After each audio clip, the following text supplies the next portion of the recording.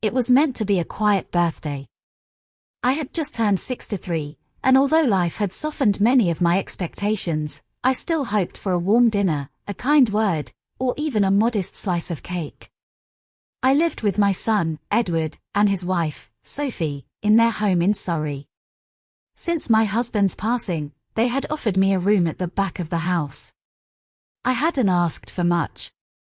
Just a bed, a door that shut, and the comfort of family nearby. That evening, I had prepared my signature creamy mushroom casserole, just as I had done countless times before. The smell filled the kitchen, warm and comforting. Edward arrived home first, gave me a brief nod, then disappeared upstairs. A few minutes later, Sophie stepped in with shopping bags in hand, her stilettos clicking across the tile. She saw the dish on the table, and everything fell apart. "What is this?" she snapped, her voice slicing through the air. Her eyes locked on the casserole as if it were poison. "I told you I'm allergic to mushrooms. Are you trying to provoke me?" I opened my mouth to explain, to remind her it was my birthday, that it was an honest mistake, but I could see her fury boiling. She shoved the dish across the counter, the sauce spilling slightly onto the floor. Edward entered again, silent, watching us. He didn't say a word. I turned to him. "Edward, please," I said. I didn't mean to upset her. I only wanted to make dinner. But he simply looked past me. Later that night, I returned to my room to find my belongings stacked outside the door. My room, my space, had been transformed. A fresh coat of paint. Shelves. Rails. Sophie's new walk-in wardrobe. There was no room left for me. I stood frozen, my birthday card still in my pocket, unopened. When I found the garage door open and a folded cot waiting, something in me crumpled. The air was sharp, cold, metallic. I sat on the edge of the cot, trying to steady my breath. They had not even spoken to me. No discussion. No warning. I was simply replaced. But I didn't cry. Instead, I sat silently in that garage, thinking about everything I had done. Everything I had given. And what I might be ready to take back. The next morning, I awoke to the clinking of mugs and the low hum of the kettle in the kitchen above. My back ached from the cot, and the chill from the concrete floor had crept into my bones. A single blanket had done little to keep the cold out. I rose slowly, wrapped my cardigan tighter around me, and sat quietly for a few moments, just listening. There was laughter upstairs. Sophie's voice floated down, light and careless. Edward joined in with a chuckle. It felt like I was listening to strangers in a house that no longer remembered me. When I finally stepped into the kitchen, neither of them looked at me. The casserole dish from the night before had been scraped clean and left in the sink, as though my little rebellion had been consumed and forgotten. I filled the kettle, made a single cup of tea, and returned to the garage before either of them had said a word. That evening, Edward found me folding my laundry beside the car. "You can't stay in here forever," he said without meeting my eyes. I looked up. "I didn't choose the garage, Edward." He rubbed the back of his neck awkwardly. "Sophie needs the space. She's been asking for a walk-in wardrobe for years. You'll be all right down here for now." I blinked at him. The boy I had once rocked to sleep, who used to cling to my skirt and cry when I left the room, now stood in front of me like a stranger defending a closet full of handbags. He turned to leave, but paused. "We'll look into a care home soon. Just until we figure things out." A care home. So that was the plan all along. I waited until he had gone back upstairs before opening one of the old wooden crates I had stored in the garage. Inside were photo albums, old birthday cards, and a few things I had kept from Edward's childhood. His first drawing. A plaster handprint. A letter he wrote to Father Christmas asking for me to be happy again. I stared at the handwriting, a knot forming in my chest. That night, I didn't sleep. Instead, I lay in the garage, watching the moonlight stretch across the concrete, and I began to plan. I would not stay where I was not wanted. But I would not leave empty-handed. The following days passed in a blur of avoidance. I kept to the garage, only slipping into the house when I knew they were out or upstairs. The garage had become my quiet prison, but also my sanctuary for thinking. Each time I heard Sophie's heels clicking across the wooden floor above me, I clenched my jaw a little tighter. Each time Edward passed me without a glance, I added one more nail to the coffin of my silence. I began observing. Not just the comings and goings of the household, but what mattered to them. What they touched. What they flaunted. What they treasured. Sophie's new wardrobe was a cathedral of vanity. Silk blouses arranged by color, heels displayed like museum pieces, handbags lined up like prized sculptures. One evening, while they were out for dinner with friends, I walked into the room that used to be mine. It smelled different now. Cold. Expensive. I didn't touch anything at first. I only stood in the doorway, quietly remembering how that room had once held my reading chair, my sewing kit, the small lamp that cast warm light over Edward's baby photos. All of it gone. Sophie had even thrown out my curtains. But I wasn't angry anymore. Anger is hot, loud, reckless.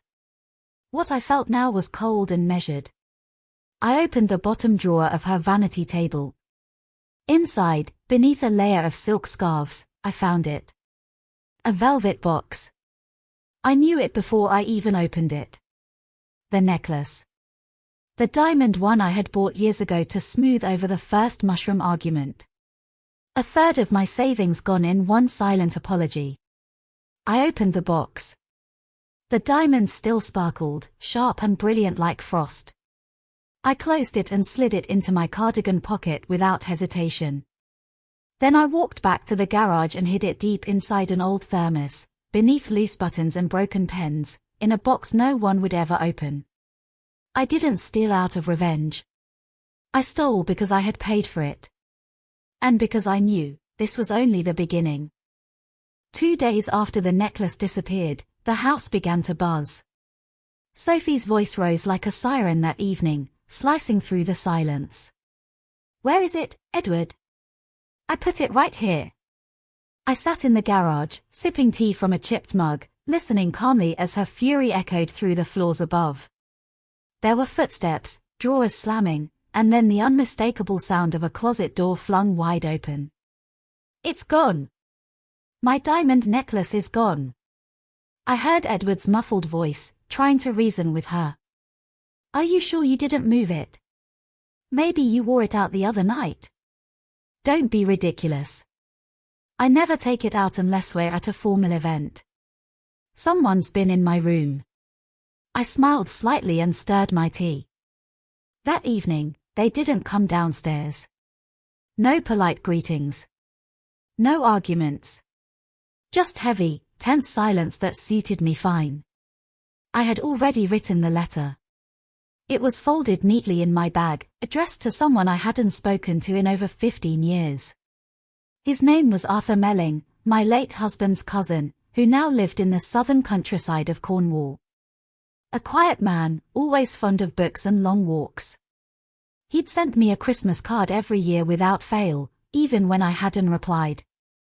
I wrote to him in the quiet of the garage, by torchlight, explaining briefly what had happened, and asking if he might have space for an old woman to rest her bones for a while.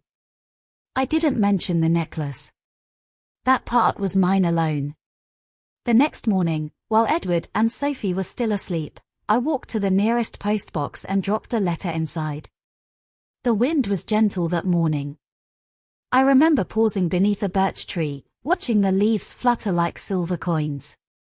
I closed my eyes for a moment, listening to the whisper of the wind, and for the first time in weeks, I felt something almost like peace. That night, Edward came to the garage. His face was drawn, his words awkward. "Sophie thinks someone's broken in. She's thinking about installing cameras." I nodded. "That might be a good idea." He hesitated. "Mum, is there anything you want to tell me?" I looked him squarely in the eye. "No, Edward. Nothing at all." He stood there for a long moment before sighing and walking away. I waited until I heard the door close upstairs before opening the thermos again. The necklace was still there, untouched, gleaming faintly in the low garage light. And for the first time, I allowed myself a smile. A week passed before the reply came. It arrived in a pale blue envelope, thick with careful handwriting and smelling faintly of lavender. I found it resting on the kitchen table, half buried beneath junk mail and supermarket flyers. Someone, perhaps Edward, must have brought it in without a glance. I slipped it into my pocket and returned to the garage before opening it. Arthur's words were kind, measured, and warm in the way only an old soul can write. He had room, of course. He had a spare room with a window that overlooked the sea, and a kettle always on the boil. He had books, quiet company, and most importantly, he had time. I sat on the edge of the old camp bed, reading his words again and again, my fingers trembling slightly on the page. There was no judgment in his tone. No probing. Just an open door. A way out. The very next morning, I began packing. I didn't have much. A few jumpers. My slippers. The worn photograph of Edward as a baby. The brooch my mother had left me, wrapped carefully in a scarf. I added the thermos last, not because I needed it, but because of what it now carried. By the time evening came, I had already written my note. I left it on the garage table, weighed down by a cracked mug. It didn't say much. Only that I was leaving. That I was safe. And that this wasn't goodbye, just distance. When I stepped outside with my suitcase, the sky was the color of wet slate. A fine drizzle clung to the air, but I didn't mind. I pulled my coat tighter and began walking. No one noticed me go. There was no shouting, no running footsteps, no apologies from upstairs. The house remained still, tucked behind its perfect hedges and polished windows, as though it had already forgotten me. At the station, I bought a one-way ticket to Cornwall. The train was half empty, filled with commuters staring into phones and old men nodding off beneath their hats. As the countryside began to roll past, I finally let myself exhale. I didn't cry. Not once. But I did close my eyes, and for the first time in years, I allowed myself to dream. The cottage sat on a cliff edge, its walls covered in ivy and salt-worn stone. When I arrived, Arthur was already waiting at the gate, wrapped in a thick wool coat, his walking stick tucked under one arm. "You haven't changed," he said with a soft chuckle, eyes twinkling behind round spectacles. "Well, perhaps a little more stubborn." I smiled, letting the suitcase drop beside me. "And you're still the best liar I know." He laughed then, full and genuine, and for a moment, the years between us vanished like mist. The cottage was quiet, filled with books and warm lamps. There were no polished surfaces or delicate silences, only the soft ticking of a clock and the hum of a kettle on the hob. My room faced the sea. The window overlooked jagged rocks and endless grey water, and each morning, the wind would rattle the panes gently, as if reminding me I was still alive. Days passed slowly. We drank tea. Walked to the village for bread. Talked in low voices about nothing in particular. Arthur never asked what had truly happened, and I never offered. He knew better than to push. His kindness lay in his stillness. One afternoon, as we sat in the conservatory, Arthur reached into a drawer and handed me an envelope. "Something came for you this morning." It was a letter. The handwriting was unmistakable, Edward's. Tense and slanted, like he'd written it in a rush. I didn't open it at first. I placed it on my lap and stared at it, unsure whether the tremor in my chest was anger or sorrow. Arthur poured more tea, said nothing. Later, alone in my room, I opened it slowly. The words were short, clipped. Apologies stitched between lines of guilt and confusion. He'd found the note. Sophie was furious. She thought I'd run off to shame her. Edward said he didn't know what to say, except that he was sorry. That he hoped I was safe. That Jason missed me. I folded it neatly and placed it in the drawer beside the bed. I didn't cry. But I did press a hand to my chest, where a small warmth had begun to grow again. It wasn't forgiveness.